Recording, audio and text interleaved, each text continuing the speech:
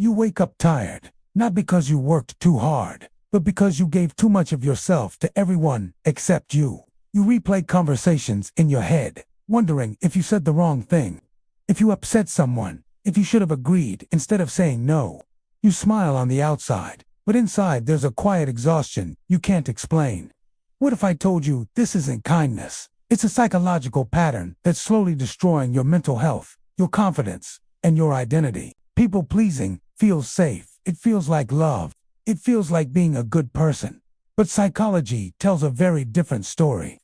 At its core, people-pleasing is not about caring for others. It's about fear. Fear of rejection. Fear of conflict. Fear of being seen as selfish, difficult, or unlovable. And this fear quietly rewires the way your brain works, shaping your decisions, relationships, and even the way you see yourself. Most people pleasers don't even realize when it started. Maybe it began in childhood, when approval meant safety, when love felt conditional, when being quiet, helpful, and agreeable got you praise, and speaking up got you ignored, criticized, or punished. Over time, your brain learned a dangerous lesson.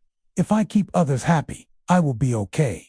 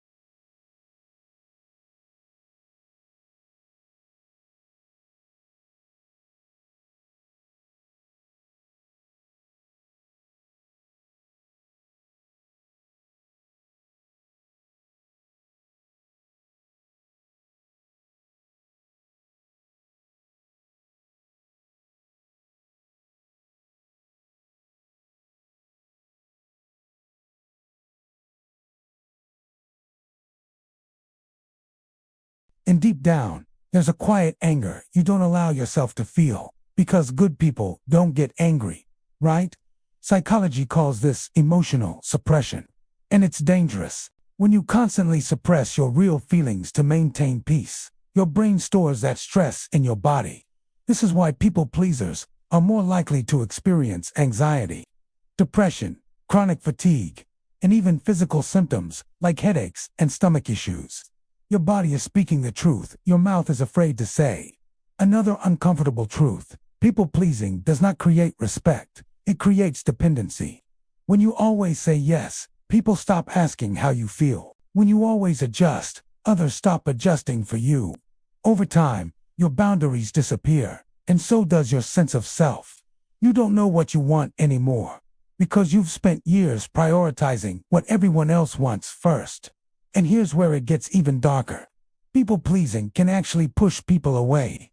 Psychology shows that relationships built on overgiving often become unbalanced. One person gives, the other receives. And eventually, resentment replaces connection. You may feel used, while the other person feels confused, sensing something is wrong but not knowing why. This silent imbalance slowly erodes trust and intimacy.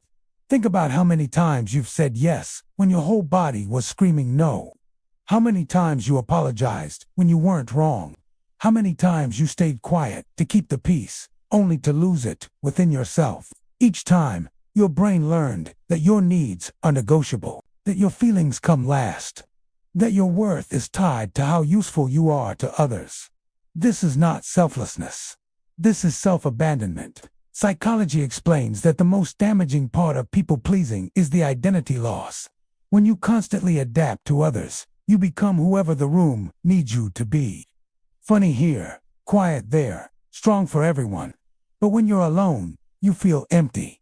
You ask yourself, who am I really? And there's no clear answer, because you were too busy being who others needed. The irony is painful. People-pleasers crave connection more than anything. Yet their behavior prevents real connection. Why? Because real connection requires honesty, and honesty feels terrifying when you're afraid that being yourself will make people leave. So instead, You perform. You manage emotions. You carry invisible emotional labor that no one sees or thanks you for. Let's talk about why saying no feels impossible. Neuroscience shows that for people pleasers, conflict triggers the same brain response as physical danger. Your heart races, your chest tightens, your mind goes blank. Saying no feels like risking abandonment. So your brain chooses the safer option. Compliance, short-term relief, long-term damage. Over time, this creates a cycle. You say yes to avoid guilt. You feel overwhelmed. You resent others. You blame yourself for feeling resentful. Then you try harder to be nice. This cycle quietly destroys self-esteem. You stop trusting yourself because you never honor your own boundaries. And without self-trust, confidence collapses. Here's the truth no one tells you. Being liked is not the same as being valued. People may like you for your availability, your kindness, your flexibility. But value comes from authenticity, from boundaries, from knowing where you end and others begin. Psychology consistently shows that healthy relationships require friction, not constant agreement, but mutual respect. Breaking free from people-pleasing doesn't mean becoming cold or selfish. It means becoming honest. It means allowing discomfort without panicking. It means understanding that someone's disappointment will not destroy you, and that the right people will not require you to disappear in order to stay. The moment you start setting boundaries, something strange happens. Some people leave, and that hurts, but others step closer. They see you more clearly. They respect you more. And most importantly, you begin to respect yourself.